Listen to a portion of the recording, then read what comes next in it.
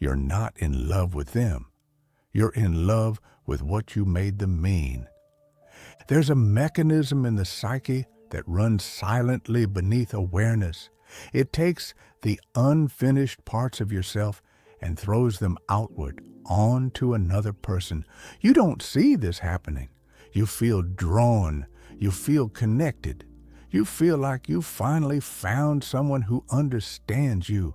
But what you're actually seeing is your own inner world reflected back at you through the shape of another human being. This is projection, and it doesn't just distort your perception. It makes you emotionally vulnerable in ways you can't predict until the damage is already done. Carl Jung understood projection as the psyche's attempt to complete itself.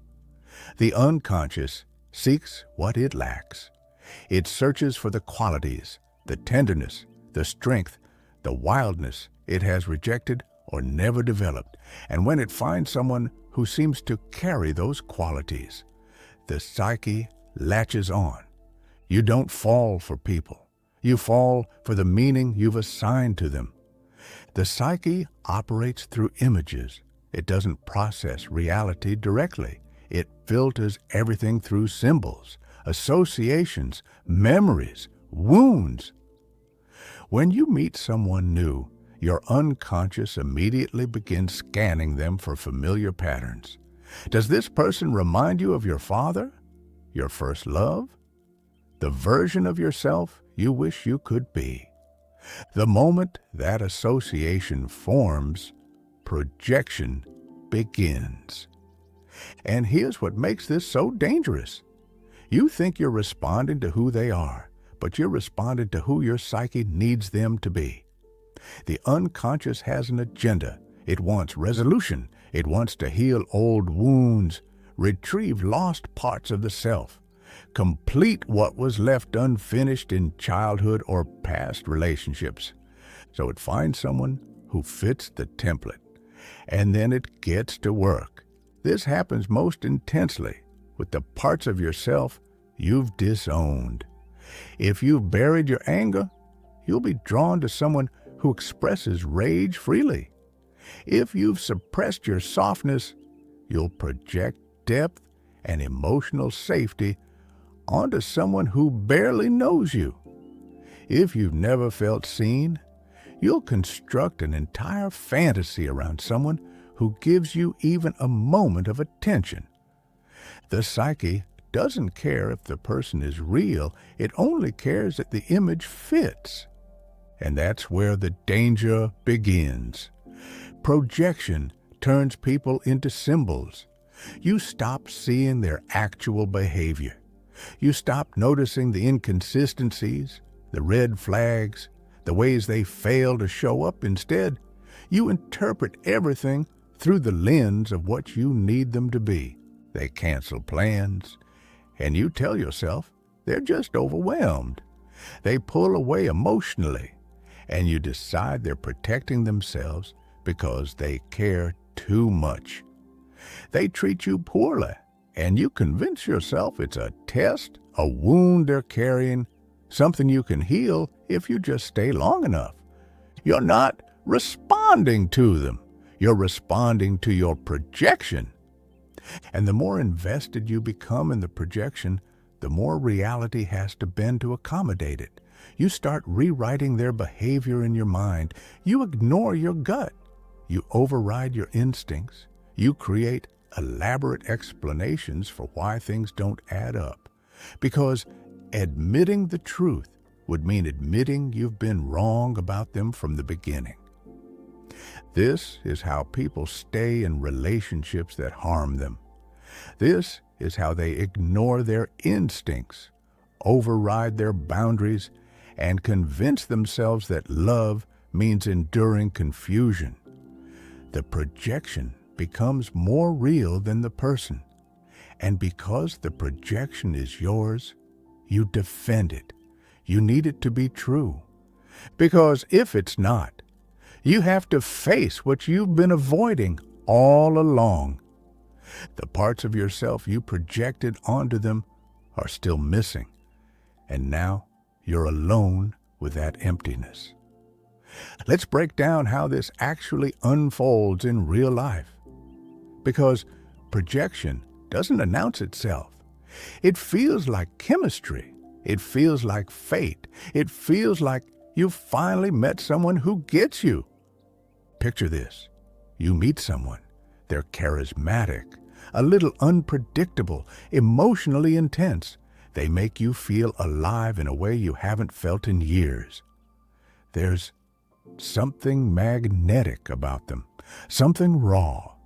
You tell yourself, this is different. This is real. Within days, you're building a story around them. They're misunderstood. They've been hurt before. They're guarded because they've been betrayed, because people don't see how sensitive they really are. You tell yourself that if you can just reach them, if you can prove you're different, they'll open up. They'll let you in. So you start trying. You text first. You make yourself available. You accommodate their schedule, their moods, their emotional unavailability. And every once in a while, they give you something. A late-night conversation, a moment of vulnerability, a confession that makes you feel special. And that's enough. That's all the psyche needs to keep the projection alive. Months pass. They're inconsistent. They withdraw without explanation. They show up when it's convenient and disappear when it's not. But you don't leave, you double down. You interpret every small gesture as proof that your projection is real. A late-night text becomes evidence of their love. A moment of vulnerability becomes confirmation that you're special. Meanwhile, your friends are telling you to walk away.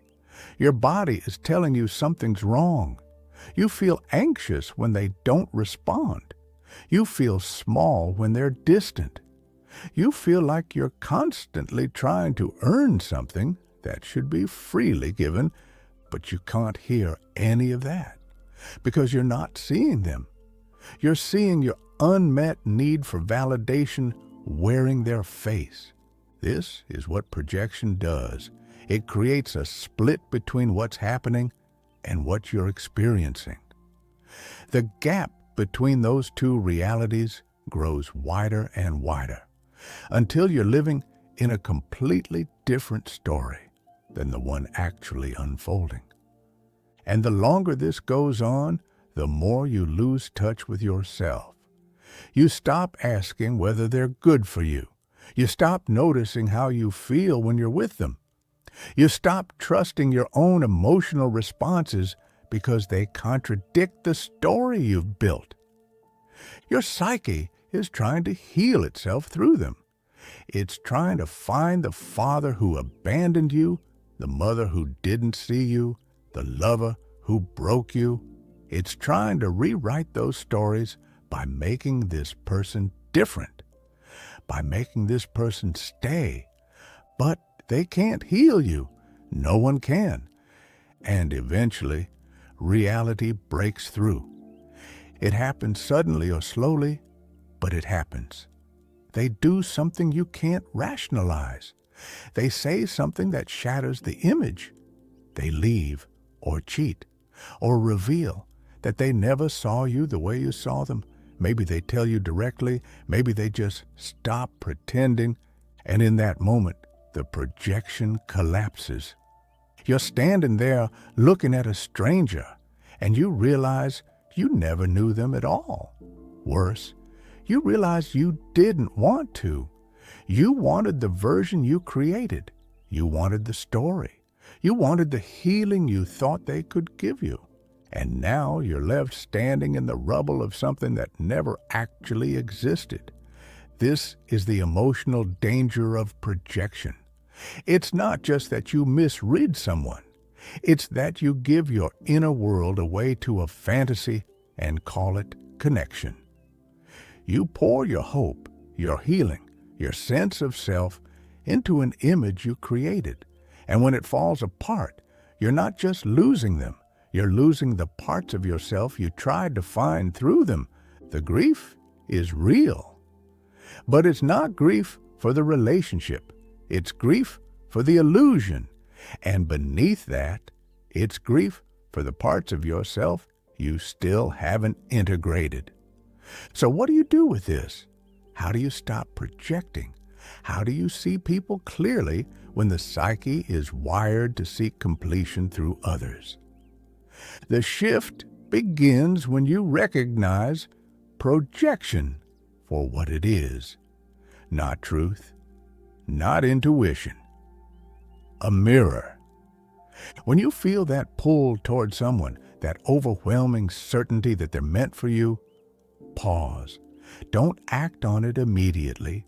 Don't surrender to the feeling. Instead, observe it.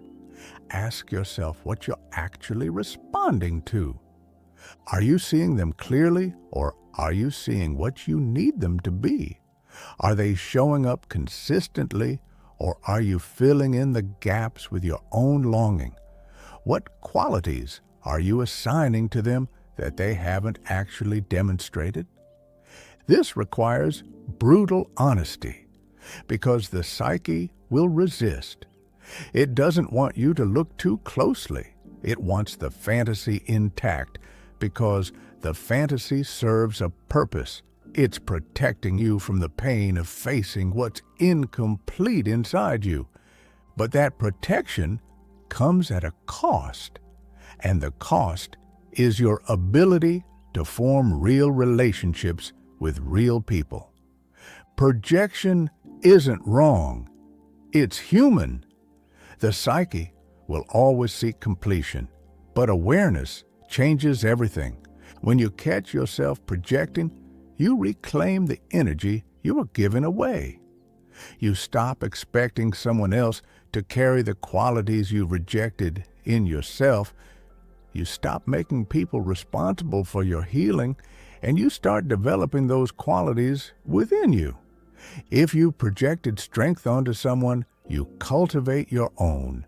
If you projected emotional depth, you turn inward and meet your own feelings. If you projected the capacity to be seen, you start seeing yourself. This is the work Jung pointed toward.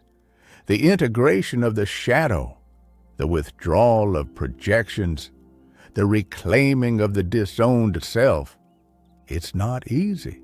It means sitting with the discomfort of realizing you've been wrong. It means facing the pain you've been avoiding.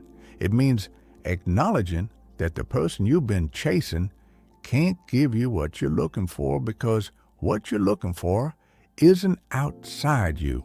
But this is where freedom lives. When you stop projecting, you stop being at the mercy of your unconscious. You stop falling for fantasies. You start seeing people as they are, flawed and human and real. You notice behavior instead of interpreting it. You trust your instincts instead of overriding them. You walk away from what doesn't serve you because you're no longer clinging to an image. And something else happens. You become more present, more grounded, more capable of actual intimacy. Because real connection doesn't happen between projections. It happens between two people who can see each other clearly, who can hold their own shadows, who don't need the other person to complete them. This doesn't mean you stop feeling attraction. It doesn't mean you become cynical or closed off. It means you develop discernment. You learn to distinguish between genuine compatibility and the psyche's attempt to resolve old wounds. You learn to ask better questions, not, do I feel drawn to this person, but does this person's behavior match the story I'm telling myself? Not, could this work? But, is this person showing up in ways that honor who I actually am? And when someone doesn't meet you, when they're inconsistent or unavailable or treating you poorly, You don't try to make it make sense. You don't rewrite their behavior. You don't wait for them to change. You see it clearly, and you walk away. This is what it means to withdraw your projections, to stop looking for yourself in someone else's eyes, to stop giving your power away to images that were never real. And here's what no one tells you about this process. When you stop projecting, you become emotionally safer, not because you built walls, but because you're no longer blind. Projection makes you vulnerable to people who can't meet you, won't meet you, or will use your longing against you. It makes you vulnerable because you're not seeing what's actually there. You're seeing what you need to see. And predatory people, manipulative people, emotionally unavailable people can sense that. They can sense when someone is seeing them through a lens of need rather than clarity, and they use it. They give you just enough to keep the projection alive. They mirror your longing back to you. They let you believe the story you're telling yourself because it benefits them. And all the while, they're showing you exactly who they are through their actions. But you can't see it because the projection is in the way. When you learn to see clearly, those people lose their power over you. You catch the inconsistencies early. You notice when words don't match behavior. You recognize love bombing, intermittent reinforcement, emotional manipulation, and you don't make excuses for it.